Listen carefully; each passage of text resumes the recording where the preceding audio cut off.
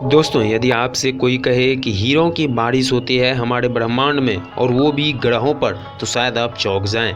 धरती पर रहने वाला करीब करीब हर इंसान यह जानता है कि हीरे कितने कीमती होते हैं। कई लोगों की तो जीवन भर की पूंजी केवल एक हीरा खरीदने में खत्म हो जाती है। ऐसे में अगर आपसे कोई कहे कि हमारे सौरमंडल में 2 ग्रह ऐसे भी हैं जहाँ हीरों की बारिश होती है, तो आप तुरंत ही उन ग्रहों का नाम जानना चाहेंगे और यह भी जानना चाहेंगे कि यह बात सत्य है या फिर झूठ। यह सच है कि हमारे सोलर सिस्टम में 2 ऐसे ग्रह शामिल हैं जहां हीरे की बारिश होती है, और यह ग्रह कोई और नहीं बल्कि नेपच्यून और यूरेनस हैं।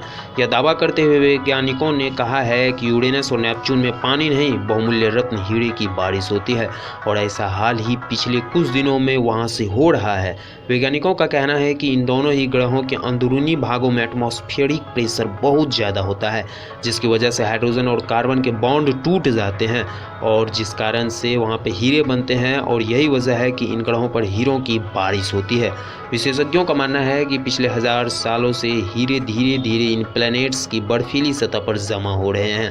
आपको बता दें कि इन दोनों ही ग्रहों की संरचना पृथ्वी से बहुत अलग है और इन ग्रहों पर हाइड्रोजन और हीलियम जैसी गैसों का दबदबा बना हुआ है। वैज्ञानिकों का मानना है कि इन ग्रहों के भीतरी भाग से लगभग 6100 मील अंदर अत्यधिक दबाव होता है। यही वजह है कि इन ग्रहों पर हीरों की बारिश होती है।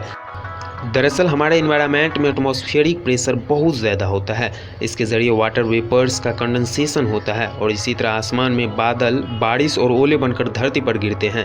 नेपच्यून और यूरेनस यानी कि अरुण और वरुण के एटमॉस्फेयर में मीथेन गैस होता है और उसे प्रेशराइज्ड करने पर हाइड्रोजन अलग हो जाता है और कार्बन डायमंड यानी कि हीरे में बदल जाता है, और जिस कारण से वहाँ पे हीरों की बारिश होती है।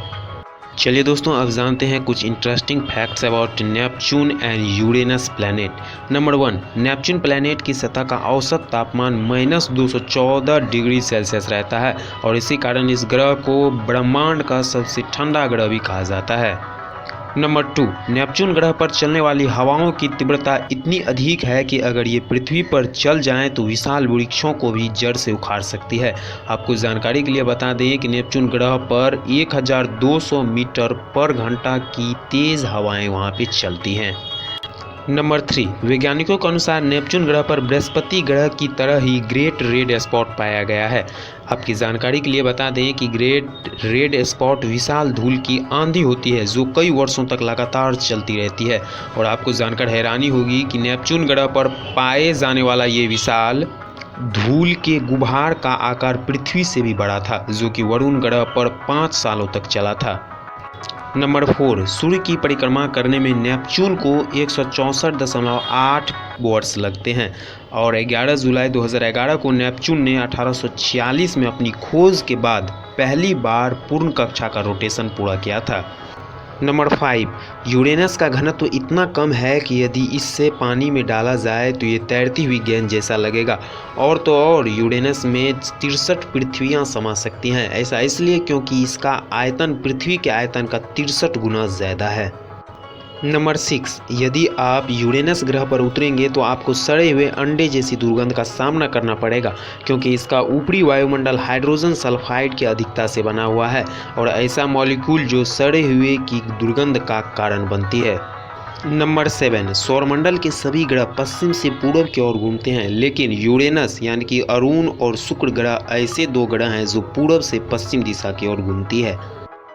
नंबर 8, पूरे सूर्य की परिक्रमा करने में यूरेनस ग्रह को 44 साल लगते हैं, यानी कि 44 साल में पूरे सूर्य की परिक्रमा यूरेनस ग्रह करता है, और इस ग्रह में 42 साल लगातार धूप रहती हैं और बाकी के 42 साल अंधेरे में रहते हैं।